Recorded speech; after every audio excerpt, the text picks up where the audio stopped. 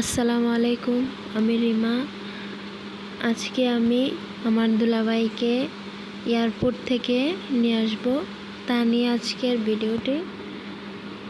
প্রথমে আমি বিকালবেলা বোনের বাড়িতে চলে গেলাম। বোনের বাড়িতে গিয়ে ইফতারি করলাম। ইফতারির মধ্যে সব কিছু আছে, সব কিছু মেখে দিয়েছে একসাথে, নুডলস দিয়েছে। তারপর ইফতারি করার শেষে বিরিয়ানি প্যাকেটিং করলাম। বিরিয়ানি প্যাকেটিং করা হয়ে গেছে, এখন একটি ঠোঙ্গার মধ্যে নিয়ে নিচ্ছে। আমার আপু দিয়ে দিয়েছে, কারণ বুড়াও রমজান মাসে গিয়েছিলাম তো। আর যে রাস্তা খুব সুন্দর, রাত্রেবেলা ঢাকার রাস্তাগুলা অনেক সুন্দর, লাইটিং। দুলাভাইকে 7 বছর পরে দেখা হবে দুলাভাইয়ের সাথে। অনেক সুন্দর রাস্তা। এই যে একটা বিল্ডিং এর মধ্যে কি সুন্দর জায়গাতে, অনেক সুন্দর একটা দৃশ্য। পদ্মা নদী, সেটা খেয়াল নাই রাত্রিবেলা। এটা একটা নদীর দৃশ্য, লাইটিং। তারপর আমরা এয়ারপোর্টের কাছাকাছি চলে আসলাম।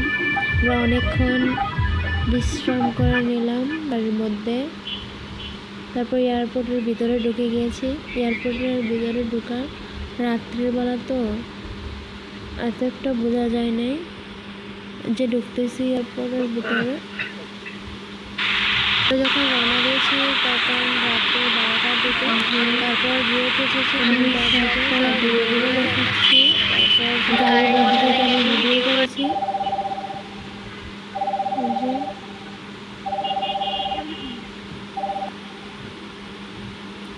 এখন আমাদের গাড়িটা পার্কিংয়ে রাখছে। গাড়িটা পার্কিং করার পরে আমরা খাওয়া দাওয়া করলাম। তারপর আমার দুলাভাই চলে আসছে। এখন আমরা দুলাভাইয়ের কাছে যাব।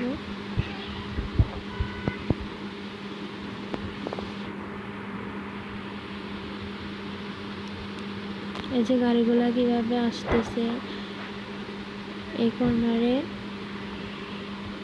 গাড়ির মধ্যে বসে আছে।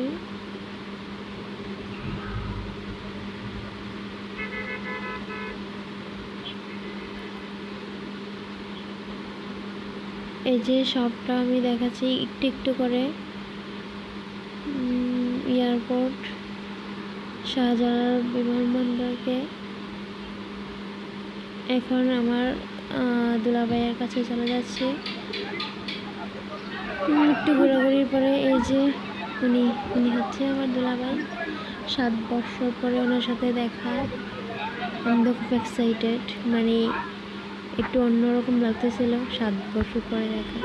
তারপর আমরা গাড়িতে উঠে যাচ্ছি। এই যে এয়ারপোর্টের ভিতরটা।